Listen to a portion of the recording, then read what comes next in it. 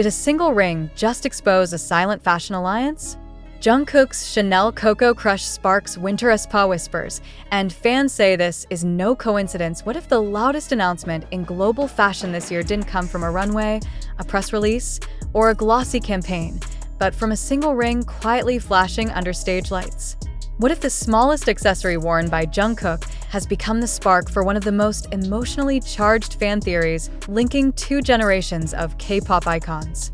And what if the name suddenly echoing through timelines around the world, winter, was never meant to be spoken out loud at all?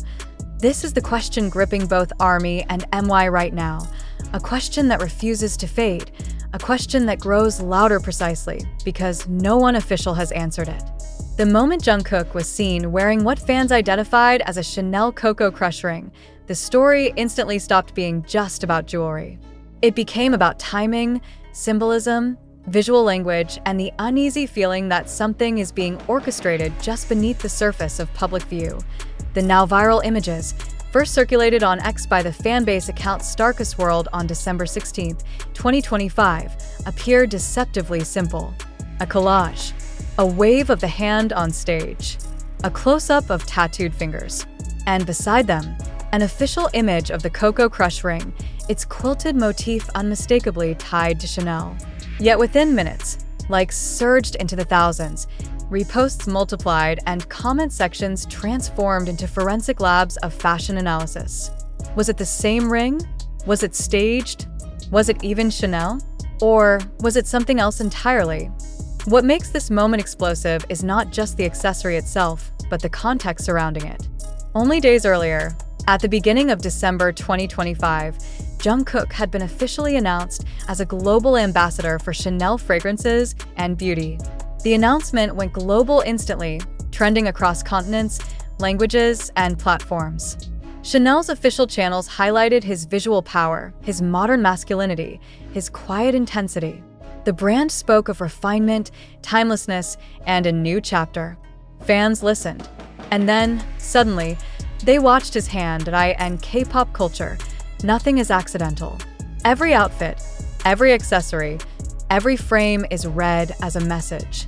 So when Jungkook appeared wearing a ring that looked unmistakably like Coco Crush, a collection known for its restrained elegance and architectural clarity, fans did not see coincidence.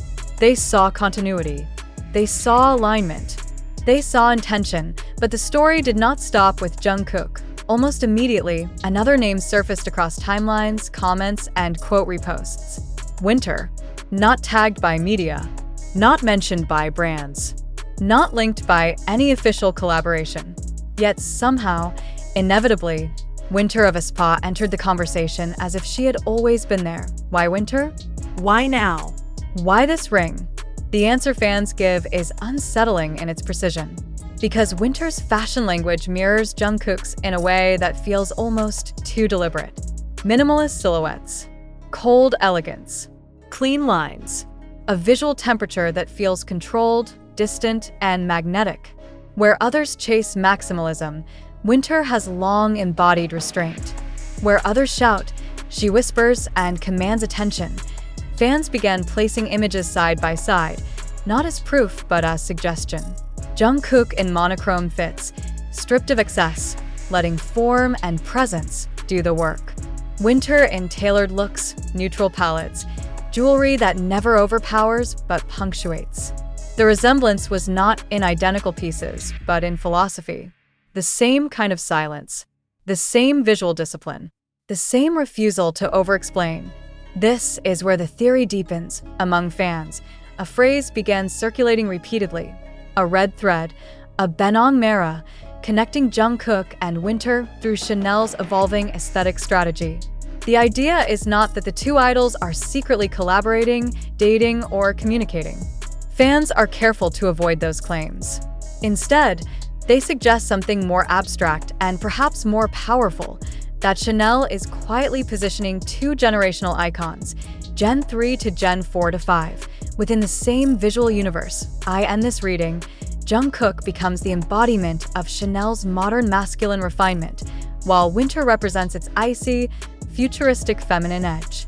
Not together in public, not announced, not marketed side by side, but aligned in spirit, aligned in tone, aligned in silence. The Cocoa Crush ring becomes a symbol precisely because it is understated. Unlike flashy statement jewelry, Cocoa Crush is about texture, geometry, and heritage reinterpreted for the present. It does not scream luxury. It suggests it. And that suggestion is what fans find impossible to ignore, but of course, not everyone is convinced. In the same viral threads that fueled speculation, skepticism also flourished. Some users pointed out that the finger placement differed from the official product images. Others argued that the pattern looked closer to chrome hearts than Chanel. Comments like, "not the same at all," appeared alongside elaborate breakdowns of band width and engraving depth. But far from cooling the conversation, these doubts only intensified it, because uncertainty is oxygen for fandom speculation. The absence of confirmation from Jungkook's agency or Chanel itself has only added fuel. Silence in this ecosystem is never neutral.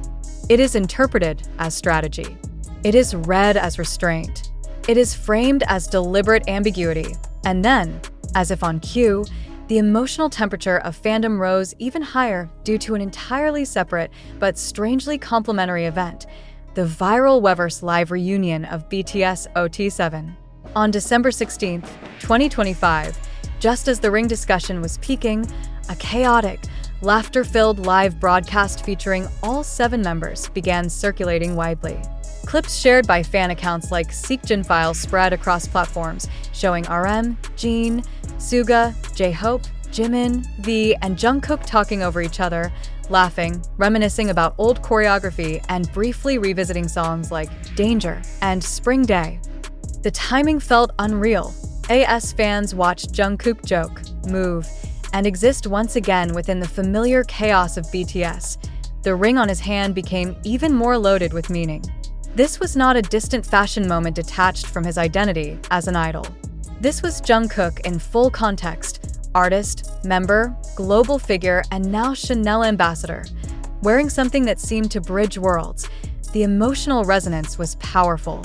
ARMY called the live broadcast a Christmas gift, a reminder of why BTS chemistry is irreplaceable. At the same time, the fashion conversation continued to simmer underneath, weaving nostalgia with anticipation. Could this be the calm before a storm? Could these subtle signals be preludes to a larger cultural shift? Industry observers have long noted that luxury brands no longer rely solely on overt campaigns. The new language of fashion is suggestion, proximity, mood. Brands build universes rather than billboards. And within these universes, idols are not just ambassadors, they are symbols. From this perspective, the Jungkook winter connection does not need confirmation to exist. It exists as an idea, as an aesthetic echo, as a shared emotional frequency that fans are trained, almost instinctively, to detect. What makes this moment especially compelling is how it bridges generations.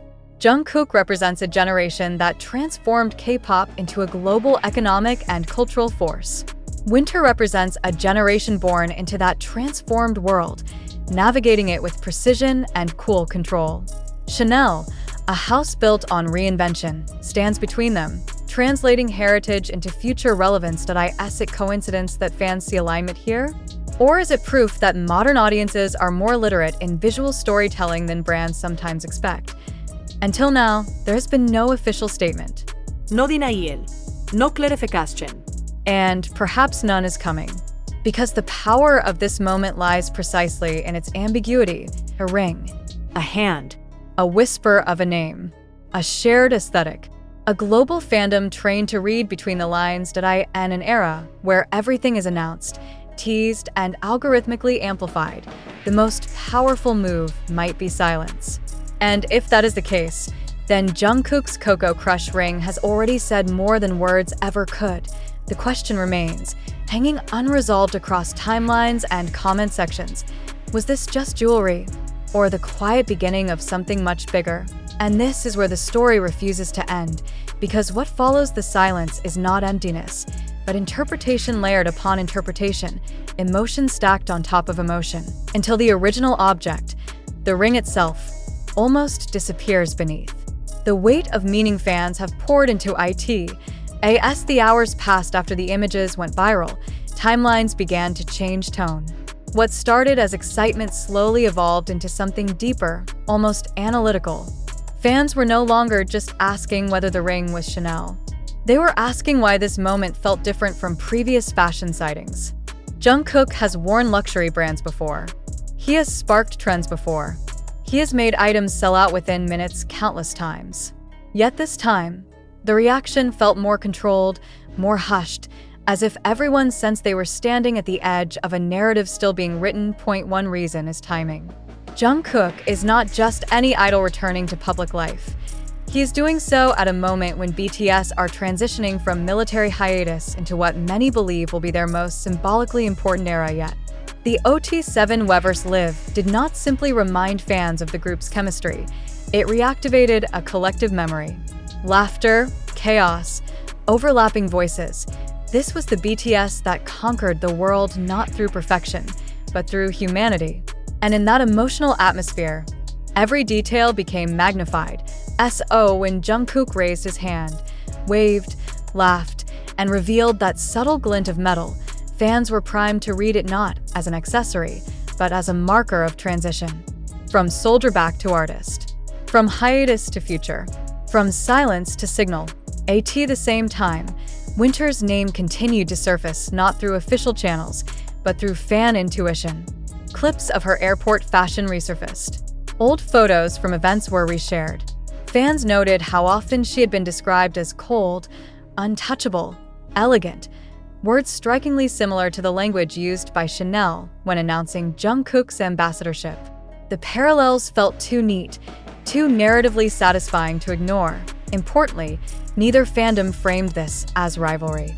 This was not about competition or comparison in the traditional sense. Instead, ARMY and MY appeared to be engaging in something closer to collaborative myth-making.